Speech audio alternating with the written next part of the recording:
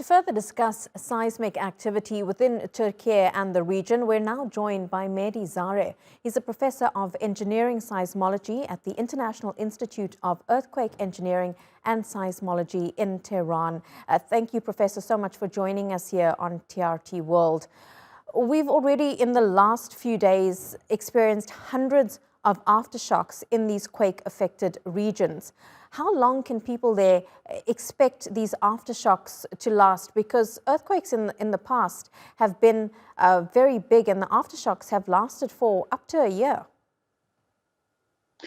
In fact, the two major earthquakes in February 6, having a magnitude 7.8 and then 7.6, are both very great.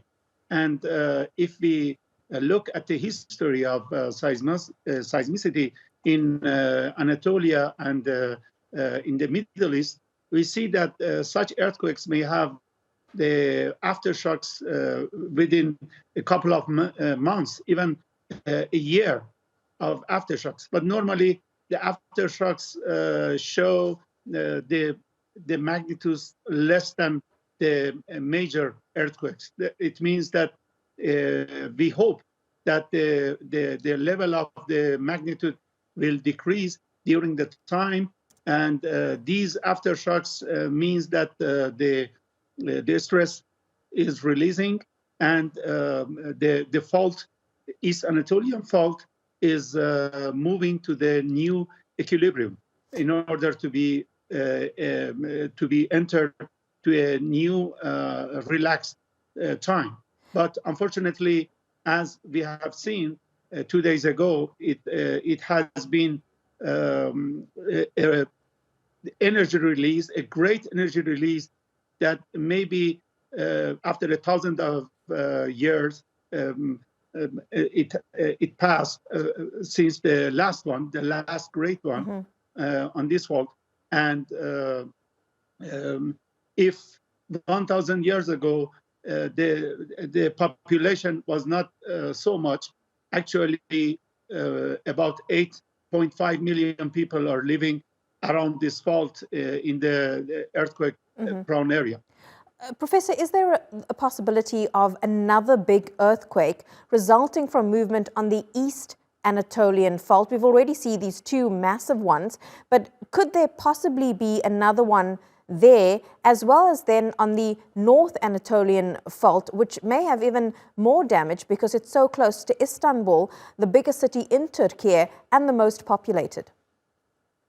In fact, in Türkiye, in August 1999, in the Izmit earthquake, when it happened with the magnitude 7.4, about 3 months later, in 12th of November, the second earthquake has ruptured the fault in Düzce, about 150 kilometers toward the east of Izmit. And at that time, it was like a domino effect on the fault segments along the North Anatolian fault system.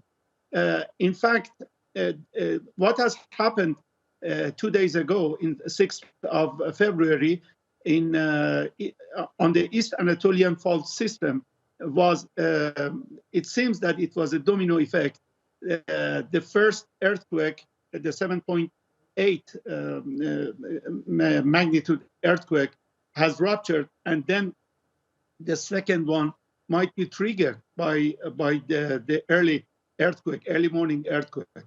In fact, I hope that it will not be another one, but unfortunately, if we look at the possibilities on the Anatolian seismotectonic, we may say that it might be possible. However, the possibility is very, very low, but it is still possible to have another one along the East Anatolian fault system, especially toward the northeastern end of this fault. I mean, toward the Diyarbakir region. But I hope that it will not occur very soon, and it goes toward the magnitudes of less than, 7 magnitude earthquakes. And Professor, seismologists have been speaking about temporary seismic networks. Just tell us what exactly that is and what kind of information will it then provide seismologists?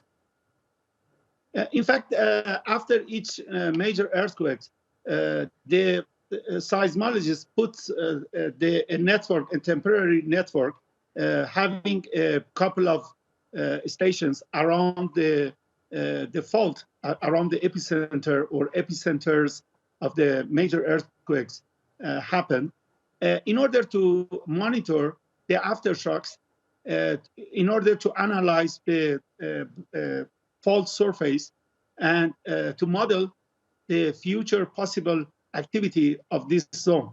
Because you know that actually the stress condition has changed totally. If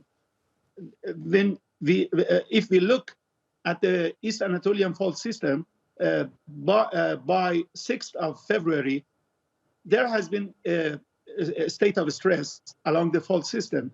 And after the 6th of February, a new stress condition has been overwhelmed around this region. It is very important for the seismologists in order to understand what are the most critical zones of activity around this epicentral zone, because they may understand the most critical areas around the fault in order to be triggered for a new possible earthquake. Because in the fault lines, which are located actually in the critical stress condition, they might be the first candidates for the next major earthquake. Therefore, these are the reasons that in all over the world, the seismologists put this temporary network in order to study the aftershocks, the new seismicity condition, and the critical stress zones around the epicenters of the new earthquakes. Professor Mehdi Zare, really appreciate your expertise on this matter and explaining to us the possibilities that could happen after these major earthquakes. Thank you so much.